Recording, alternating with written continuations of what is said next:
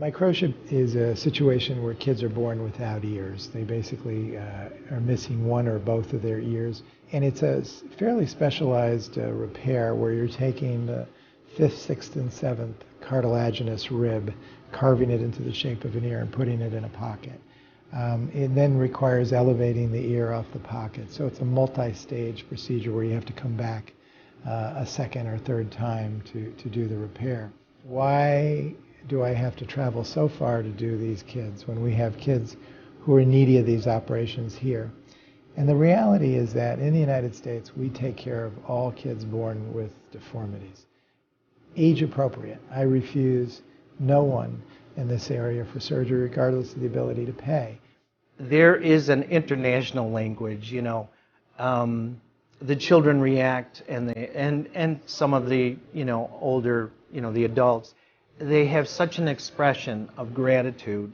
In keto, you have 6 times the world incidence of kids born without ears. In the Rochester, Buffalo, Syracuse area, there's probably 3 new cases a year.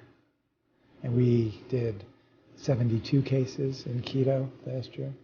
And what I found was in these poverty-stricken countries that had 30% poverty level was that you really had to do the children's. You had to do the surgeries in order to make an impact.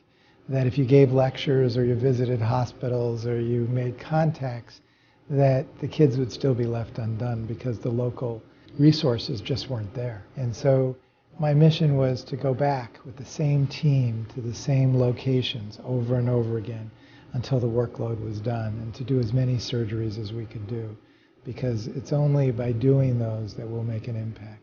It's amazing how far the dollars go, because in this country, microtia surgery performed by one of the leading people, let's say in California, could come to about $40,000 a child, okay? So for a little bit more than that, we service 72 kids in Ecuador. So I think that the dollars go a long way. And most of those dollars, if not almost all, go directly to the kids. Basically, you create a hospital, like a mini hospital, and you have to go in with the thought that you may not have anything that you need. If you can imagine empty shelves in a storeroom, and you show up with 28 bags of supplies, and within 12 hours, everything's put away, everything has a place, everything's labeled, so that the next morning you can functionally begin surgery in a very controlled fashion and precise and safe fashion. So when you're looking at microtia, which is an extremely complicated procedure, you're taking a rib, carving it into an ear, and placing it in a pocket in the side of the head. The majority of those people are left undone.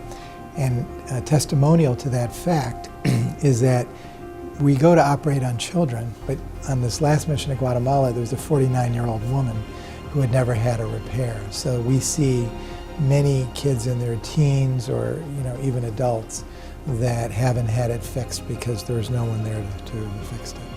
I'm just very fortunate that I'm able to do this, because it's not, everybody thinks, oh, it's a lot of work and you travel so far and all this stuff and we put long hours in, but the reality is that it's extremely rewarding and I get so much more out of it. But there's many, many, many stories, but there's one child who now probably was done on the first mission, and I watched a bond occur between him and my daughter. My daughter's come on 4 missions, Olivia. And this child's name is Jefferson. And Jefferson latched on to Olivia when he was just, 8. And now he's 18 and young adult, and they correspond. And, he's just blossomed with his new ear. And he was really destined not to come out of his house. Something that's very different. We kind of embrace kids regardless of deformity or disability, learning disability, whatever. But there, it's almost like a family disgrace, and these kids are ostracized. They either are not allowed out of the house, marriages break up over it, often they're discarded.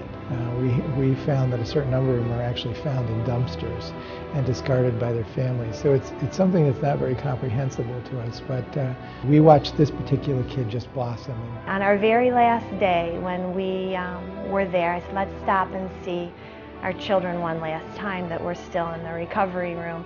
And it was that day that I realized that we were there to help give smiles, not only to the children, but to their whole family. And these mothers and fathers were very, very grateful. The one mother had mentioned that her daughter, she had not smiled in such a very, very long time, but yet she saw her daughter smile every day.